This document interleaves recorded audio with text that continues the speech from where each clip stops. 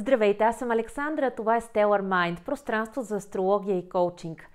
В добро настроение съм, въпреки че навън вали, а толкова искаме вече да е слънчево. На мен обаче ми е юпитерианско, надявам се да заредя и вас с днешните новини. Разбира се, основната ни тема ще бъде предстоящото пълнолуние в Стрелец, което ще се реализира на 23 май в 16 часа и 53 минути. Юпитерианската тема обаче далеч не касае само пълнолунието, а изобщо новия цикъл на Юпитер, прехода му в Близнаците, който ще се случи официално от 26 май и ще бъде валиден до края на май 2025 година. И така, предстои ни много интересна тема, така че започвам от самото начало, а то е, разбира се, месеца, вече сме в разгара на пролетта, очаква ни следващата среща на светилата, които ще ни зададат нови житейски теми и ще ни задвижат към нашите избори, личностното ни усъвършенстване. Естествено ще отворят и много въпроси, защото как би вървяло нашето развитие без нови въпроси, които да ни провокират. Говорейки за това, напомням за фазата на пълнолунието, която е свързана с пик в човешкото тяло, в човешката психика. Затова е хубаво в такива дни да бъдем внимателни с преговори, с твърде импулсивни действия, с операции в случай, че те са предвидени и планирани от нас. Естествено, в никакъв случай това не трябва да се превръща в нещо плашещо, защото има много случаи, в които нещата се разрешават изключително добре именно на пълнолуние. Истината е, че всичко зависи от знака на Луната, зависи от аспектите, които се случват в конкретния ден и най-вече от това как те попадат във вашата натална карта. Затова и прогностиката е нещо толкова важно и уникално за всеки един човек. Истината е, че има случаи, в които се чувстваме много по-приповдигнати на едно пълнолуние, като това, което ще обсъдим днес. Пълнолуние в Стрелец с изключително ярка енергия, проактивна. Възможно е да имаме вътрешен конфликт, но също така е възможно той да ни задвижи изключително добре към решения и действия. Често може да се окаже, че новолуние, което очакваме с нетърпение и с концепцията, че новолунието винаги е свързано с ново начало, се оказва, например, едно доста меланхолично новолуние в Риби, което ни кара да се чувстваме доста интроспективни и енергията далеч не е толкова висока, както си го представяме с символиката за зараждащото се ново начало и онази искра. Искрата днес ще я имаме, защото самият Стрелец е изключително жизнерадостен знак. Това е не просто представител на огнената триада, а общо взето ентусиаста на зодиака. Пътешественик, философ поначало, търсещ винаги новите култури, новите възможности. Управляван, разбира се, от Юпитер, а Юпитер сам по себе си е свързан с неограничените възможности и ресурси.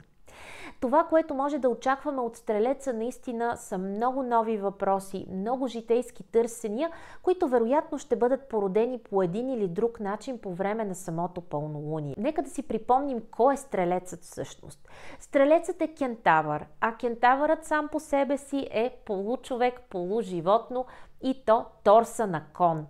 Много интересна комбинация, която всъщност в митологията ражда и лошите момчета, тъй като за кентаврите вероятно доста от вас са чели по-скоро в контекста на много бурни битки и запой, които те са имали във всички тези истории, които се разказват около древногръцките богове. Кентаврите са с много дива природа, те са изключително трудни за усмиряване, но в лицето на Стрелеца ние може да имаме както този буен кентавър, може би сте го виждали и в някои представители на знака или хора, които имат концентрация на този знак в картата. Може да видим и този образ на човека, който иска твърде бързо да скочи в нещата, който обича да заявява себе си преди това да е необходимо и всичко останало, което може да изредим, свързано с една специфична нотка на Юпитер, а именно твърде високото самочувствие, не съвсем подготвената и основана увереност. Другото лице на кентавъра обаче може да видим в Хирон, древния лечител, ранения лечител. Не случайно на Хирон е кръстен и астероида, който много често изследваме като житейски търсения и уроци в наталната карта.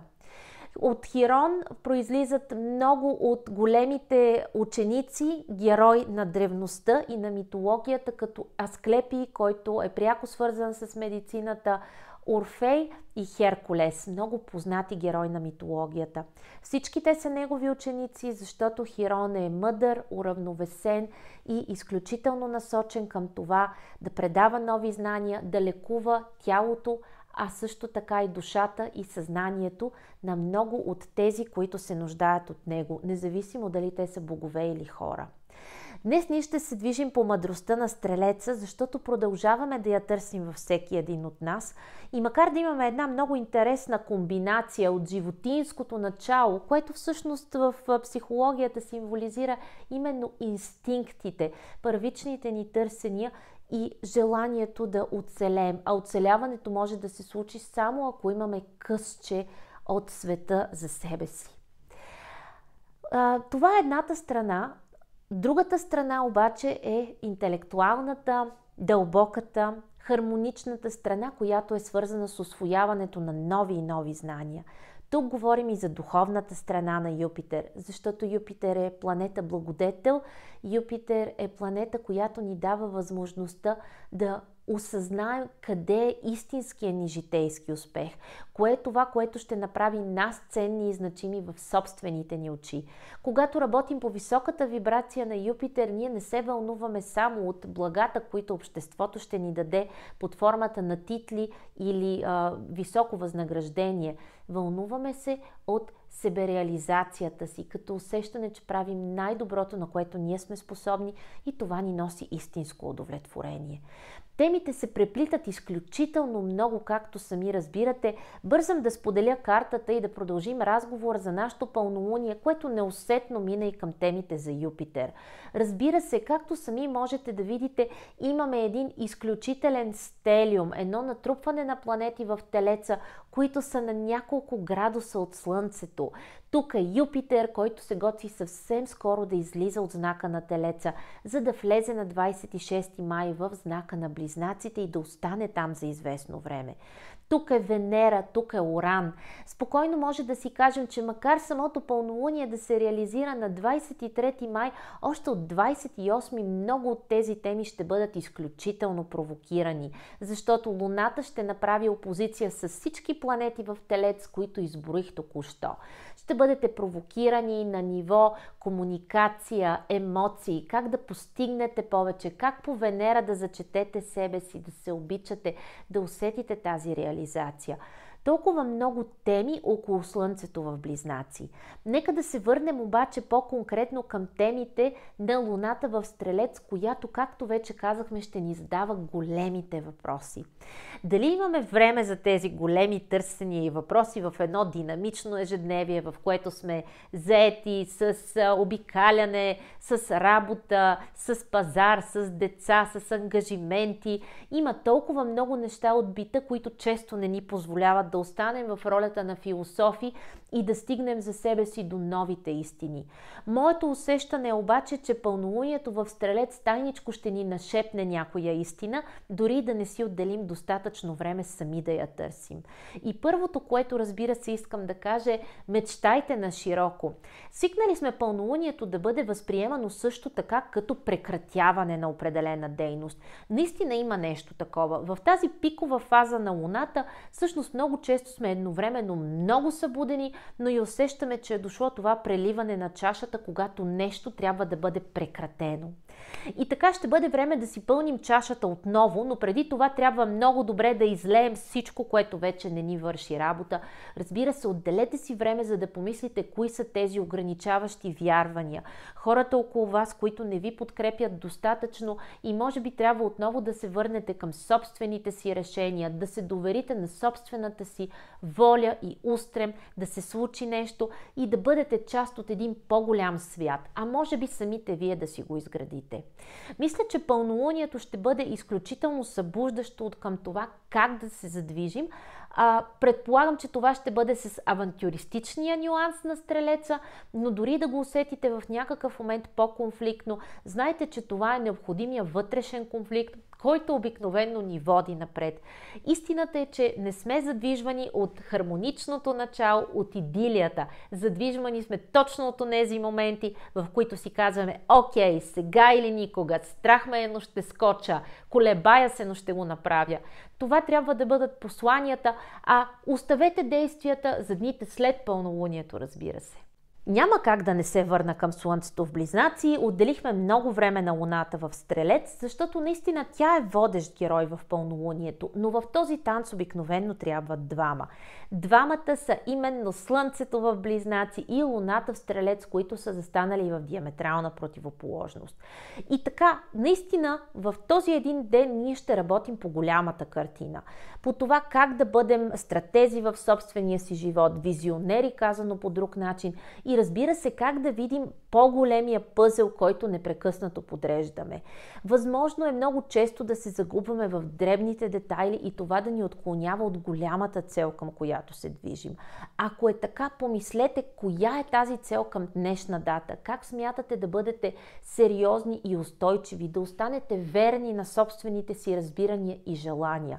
Имаме невероятния шанс да направим всичко това, макар и под действието на собствената си провокация, защото имаме стелиум в Телец. Забележете, това не е едно огнено пълнолуние с малко въздух. Това е пълнолуние, в което има и много земя. И това е методичната земя на Телеца, където, както можете да видите на картата, се намират Юпитер все още, Уран все още, Венера, която ще излезе оттам на 9 юни, за да се присъедини към групата в Близнаците. И Меркурий, който пък ще излезе и ще навлезе в зоната на Близнаците от 1 юни. Правя малката скоба, че юни месец ще бъде много близнашки, особено в първата половина. Ще имаме много въздух, ще се чувстваме много по-комуникативни, много по-подвижни по някакъв начин.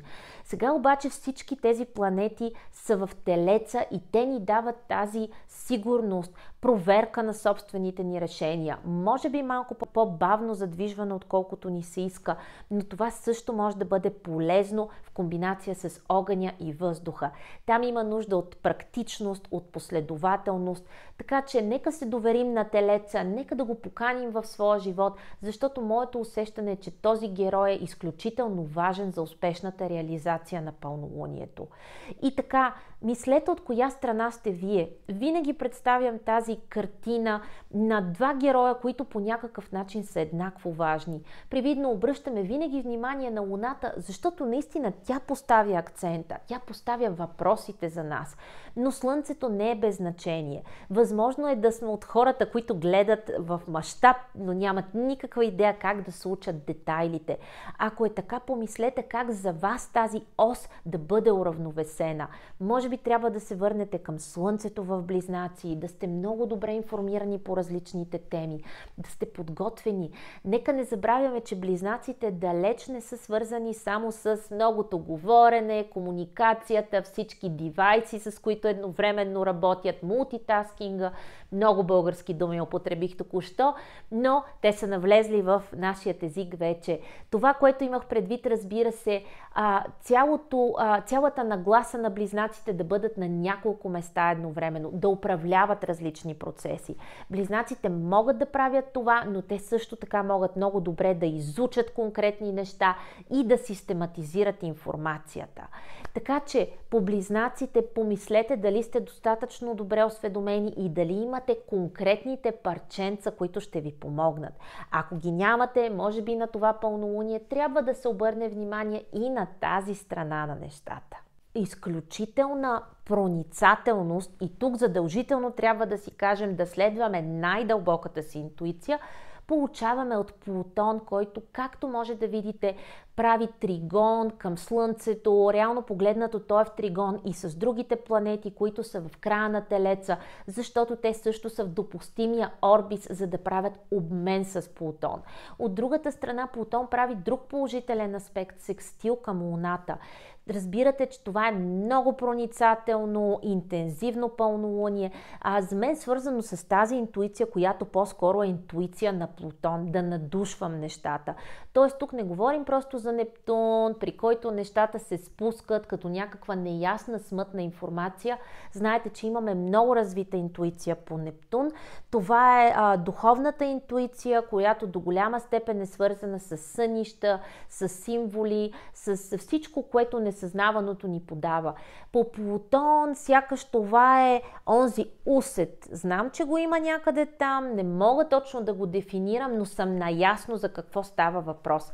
Бъдете наясно, търсете и се доверявайте на това, което гласчето ви подсказва, защото е много възможно точно сега да трябва да се задвижите.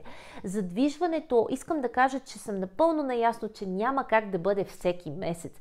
Говорим си определени неща по време на пълнолунията и новолунията, но съзнавам, че едно такова задвижване се случва веднъж годината, да не кажа и понякога много по-рядко, когато касае големите теми. По малките теми обаче ние работим непрекъснато, работим ежедневно, бих казала. Така че това може да е тема във взаимоотношенията, тема в конкретна ситуация, тема във вашите модели. Помислете къде искате стрелеца да ви води, защото наистина това ще бъде един събуждащ момент, доста витален според мен, дори да усещате някакво напрежение. Ще усетите как тялото и ума ви се събуждат за нещо ново. И това ново нещо обикновено има някакъв приключенски характер. В периода Марс все още се намира в съвпад с северния възел в Овен, така че действайте. Това е посланието, което задължително трябва да си дадем. Трябва да вървим към идеята да сме лидери в своя живот, в своите решения. Абсолютно това може да е наша уникална тема, която е свързана с собствените ни процеси на възприятие. Не е нужно, отново казвам, да валидирате във всеки един момент невероятен успех и голяма стъпка. Понякога малката стъпка е всъщност най-голямата, защото тя ни води към абсолютно нова възможност за нашето спокойствие, за нашия път, за възможностите, които света ни предлага. Така че която и да е тази мъничка крачка във вашия живот, да отстоявате себе си, да вярвате в себе си, направете го на този съвпад на Марс с северния възел. Всички имаме тази житейска задача и трябва да се опитаме да излезем от собствения си комфорт, да се видим като други хора, макар да съзнавам, че това не винаги е лесно. Поговорихме за пълнолунието, а сега много ми се иска да си кажем няколко думи и за транзита на Юпитер в Близнаци. Тепърва ще говорим за това, цяла една година Юпитер ще бъде в знака на Близнаците. Разбира се, това е изключително важно и тук веднага се връщам към 2012-2013 година. Помислете какво се е случвало за вас, защото тогава Юпитер отново е бил в Близнаците и отново е минавал през определена зона на вашия хороскоп. Юпитер е наричан бенефактор, благодетел и наистина в транзитите и съответно там, където минава по наталната ни карта, задава нови възможности, отваря нови врати. Истината е, че Юпитер идва с много и както това много може да е нещо страхотно в живота ни, така може и невероятно да раздуе нашите проблеми. Много важно е да бъдем наясно, че при транзитите на планетите също има физически закони, които не могат да бъдат едностранчиви само в посока нещата да са много зле или да са много добре. Юпитер не винаги ще подобри и ще разреши всичко. Това е планета, която основно оголемява нещата като под лупа. Тоест, имате възможност за по-добра работа и изведнъж в тази сфера има бум на покани към вас. Ако обаче има някакъв проблем и вътрешен конфликт, там много е възможно този вътрешен конфликт изключително много да се усили по време на прехода на Юпитер. Давам това пояснение, за да бъдем с някакви по-реалистични очаквания към такива процеси, към такива транзити и да знаем, че наистина трябва да се отворим към новото, но ако се интересуваме от конкретни ситуационни моменти, добре е да ги консултираме с астролог, който да ни подскаже кога, какво всъщност може да очакваме от Юпитер. Това до голяма степен ще зависи от наталната ни карта, разбира се. Днес обаче се надявам да ви предам, както вече казах, тази енергия и тя е позитивната нагласа към Юпитер в Близнаци. Близнаците – интелектуален, подвижен, много буден знак. Днес няколко пъти употребих тази дума, но тя е толкова характерна за оста Близнаци, Стрелец. И така, вероятно, ще се обърнем към контактите, ще се обърнем към интелектуалното начало, към света на думите, към любопитството и пътешествията, към всички процеси, които могат да ни помогнат да видим света с всичко интересно, което той предлага, да го изучим по наш начин, да се свържем с повече хора, защото Юпитер в Близнаци търси точно това. Сякаш след Юпитер в Риби, когато имахме нужда да преосмислим едни доста по-дълбоки наши ценности, да намерим нашата значимост през един духовен план, сега отново ще се върнем в света на много голямото движение. Тук обаче не говорим толкова за динамиката на ежедневието, която ни върти, а за динамиката на мисълта, на желанието ни за реализация, на възможността да видим колкото се може повече, да опитаме повече и разбира се по Юпитер, който е свързан с голямата картина, да правим нашите сглобки. Периодът ще бъде много подходящ за обогатяване, за надграждане, за търсене на нови партньори, за обмен, за всичко, което може да бъде изговорено и сътворено. Подозирам, че за много хора светът на идеите ще се окаже още по-богат и ще бъдат реализирани много нови проекти и планове. Наистина, ако имате нужда да се отворите към социума, да представяте вашата идея по нов, различен начин, вярвам, че Юпитер изключително ще ви помогне за това. Юпитер в Близнаци е пътешественически настроен, ще има хора, които много ще пътешестват.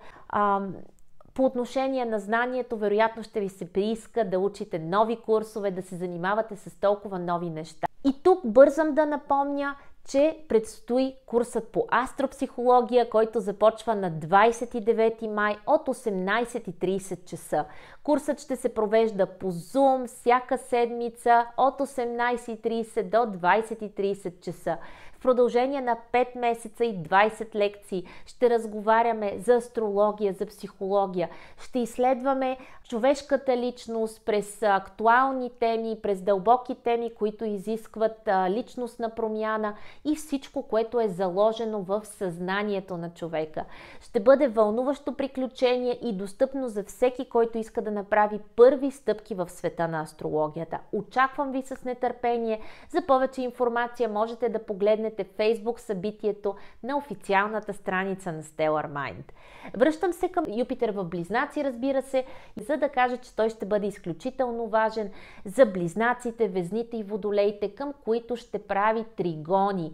Разбира се, тези знаци ще бъдат много ключови и във вашата натална карта. Юпитер ще мине през Близнаците, ще спуска положителни аспекти към Везните и Водолеите и всеки, който има акцентирани тези знаци, може да бъде спокоен, че ще има много нови възможности, много промени там.